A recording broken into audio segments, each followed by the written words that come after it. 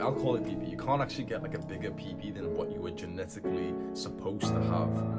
But you can make sure that you are actually at your genetic like limitation. Because what's happening right now, let's say I'm literally him. Tomorrow I'm gonna work out. And what do you think happened tomorrow? Exactly this happened tomorrow. Nothing.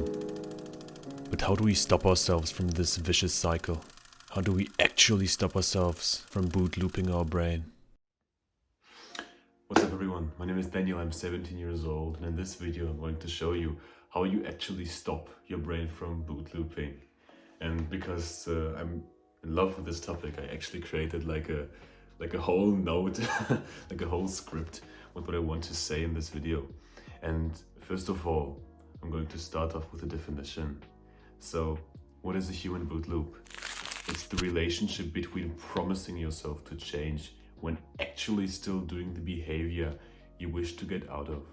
So this video will give you 3 tips or 3 actionable steps. The first 2 steps are divided into days, and the third tip is an actual unconventional tip that's kind of abstract, but you have to watch through the whole video to get the gist of it, right? I know some of you might skip to the last tip, but it won't help you if you've only seen that tip, excluding the other 2 very valuable tips. So let me tell you my story.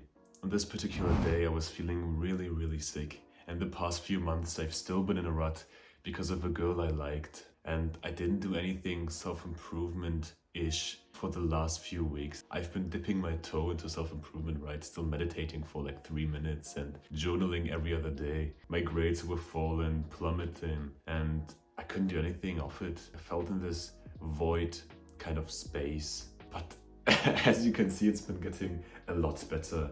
In those deepest days, I've actually created like the script, and I'm really proud of it because I think you can truly benefit from it too. Let me give you actionable steps to get out of this human boot loop. So those actionable steps are actually 2 days which you have to fulfill in order to sort of kickstart yourself from getting out of this deep void space, pushing yourself like a rocket from the earth. So why, you might say, do you need 2 days to fix a rut? You have to be honest with me on this one. I bet your rut has been longer than 2 days, 2 weeks, or even 2 months. So you'll either need a lot of strength or you'll need to kickstart your way out of it. Day 1, the hard reset of your mind. So the first actionable day is actually you not doing anything. So I discovered this while I was sick, as I told you in my story. I was just lying there, my head was hurting too much to watch anything on my phone, and all I could do was just lie there on my bed and do exactly nothing. I couldn't sleep either, so I had a lot of time on my hands to actually think for a second without constantly consuming content, watching shorts, scrolling through Instagram, or like saying, Oh yeah, I'll just look 1 second into my browser and then everything will be great. no it won't. I didn't have time to do anything but think, so I just lied there with myself. So all of those uncomfortable thoughts just broke open like a dam, and I just thought of everything at once. And I've realized so many things, and so many things I've been lacking. When you're in a rut, you never truly rest. You tell yourself that watching TV the whole day, or watching a series on Netflix, or binge watching this and that, is like a rest. It's like a pause from the bad things or from the stressful things. But in this time you don't actually rest. You're in this kind of standby mode, just passively looking at other people's lives through your screen. And are you actually happy doing it? Do you feel rested after 5 hours of YouTube? You don't. So stop living in this deception of life and start actually thinking in reality, because all you have is yourself, so you might as well come clear with everything you think. So the second day is what I call working on your edge. You've probably heard this from the book called The Way of the Superior Man by David Data. And for that day, I want you to get down and do the work. Exercise your mind and do it with anything you love. For me, it's maths personally. I was preparing myself for a math exam too, and math is extraordinarily hard for your brain. You have to get the logics of it in your mind, and all of those connections and dots start to brighten up into a whole picture of logics and squares and edges and triangles. Math is just beautiful for me. For you, it doesn't have to be maths. It can be playing a new piece on the piano, getting a new riff on the guitar, but not something like Playing my video game because it's also mentally exhausting. don't be that guy. Do something that is in the real world. Play football for the whole day, go into the basketball court and hoop for 3, 4, 5 hours. Do it to a crazy amount where after that you feel extremely exhausted mentally, not physically, but feel the mental exhaustion of it.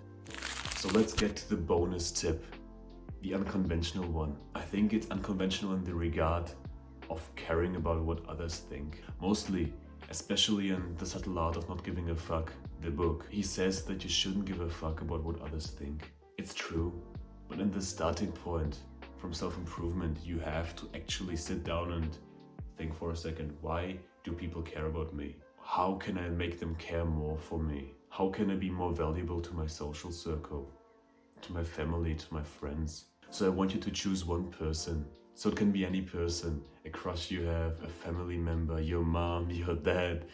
I mean, hell, even your best friend, your sister, your brother, who you want to work for. Work for them as if you were their last hope. Work for your dad as if you were his last hope for the future of your family. I mean, this is an excruciating kind of responsibility to have, but it powers you like nothing else.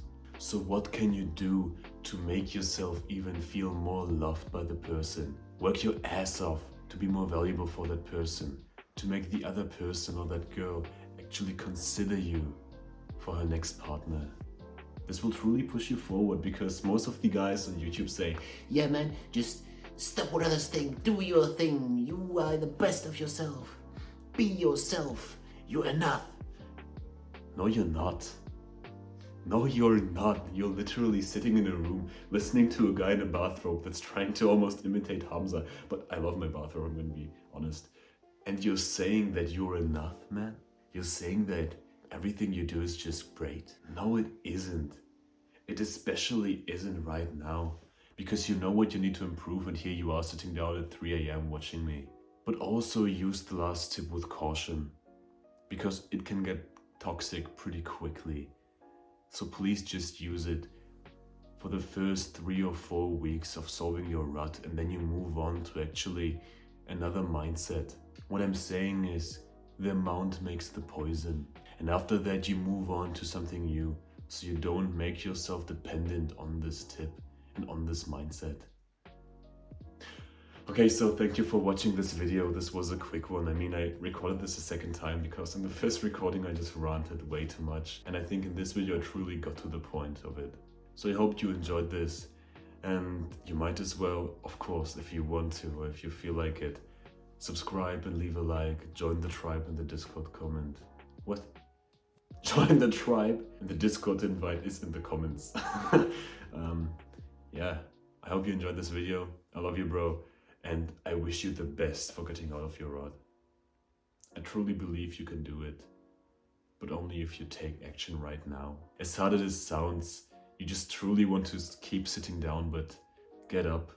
Get up from your chair, from your bed or whatever, do 5 push-ups, then go to bed. I love you, brother. I'll see you in the next one. Peace out. Love you, bro.